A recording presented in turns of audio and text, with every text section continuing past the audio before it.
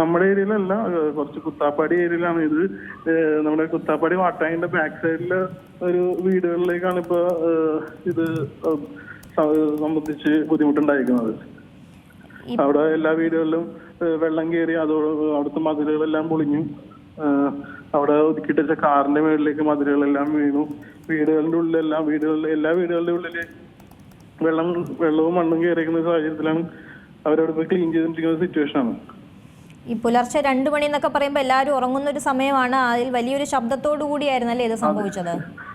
വലിയൊരു സംഭവിച്ചു കഴിഞ്ഞാല് എല്ലാരും കിടന്ന് ഉറങ്ങുന്ന സമയമാണ്. അപ്പോ എല്ലാരും ഇങ്ങനെ വെള്ളം ഇങ്ങനെ ചിലവരൊക്കെ പറയുന്നത് അവിടെ മോട്ടറടിച്ചിട്ടുണ്ട്, വെള്ളം നിറഞ്ഞെന്ന് പറഞ്ഞ് അവര് എഴുന്നേറ്റ് നോക്കുമ്പോ അവര് ചവിട്ടുന്നത് വെള്ളത്തിലേക്കാണ് ചവിട്ടുന്നത്.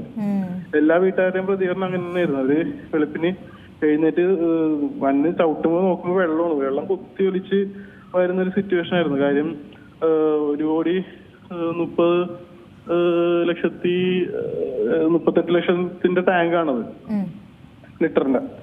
അപ്പൊ അത് 2 സെക്ഷനായിട്ടാണ് കിടക്കുന്നത് ഒരു ടാങ്കിൽ തന്നെ.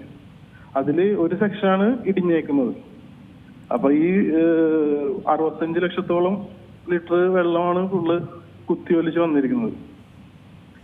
അതാണ് ഇത്രയും വെള്ളം ഒറ്റ സമയത്ത് ഇങ്ങനെ ഒലിച്ചു വരുമ്പോൾ ഒരു വെള്ളപ്പൊക്കത്തിന് സമാനമായ രീതി തന്നെയാണ് അവിടെ സംഭവിക്കുന്നത്. ഈ ദൃശ്യങ്ങളൊക്കെ അങ്ങനെ തന്നെയാണ് കാണുന്നത്. തീർച്ചയായിട്ടും അറിഞ്ഞപ്പോ തന്നെ അവിടെ കൗൺസിലർ എല്ലാം, അവിടെ സക്കീർ തമ്മൻ കൗൺസിലറാണ്, അവിടുത്തെ കൗൺസിലർ. പുള്ളി അറിഞ്ഞപ്പോ തന്നെ ആ സ്ഥലത്ത് എത്തി. അവരെല്ലാരും മുട്ടോളം വെള്ളത്തിലാണ് അവിടെ മൊത്തം എല്ലാം നടന്നേച്ചത്. ഈ കാലപ്പഴക്കം തന്നെയല്ലേ പറയുന്നത് ഇത് സംഭവിക്കാൻ ഉണ്ടായ കാരണം? അതെ.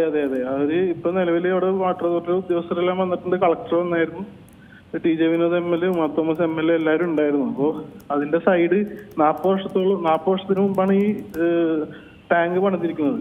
അതിന്റെ അടിഭാഗം ഇരുന്നു പോയേക്കാണ് നമുക്ക് കാണാൻ സാധിക്കുന്നത്.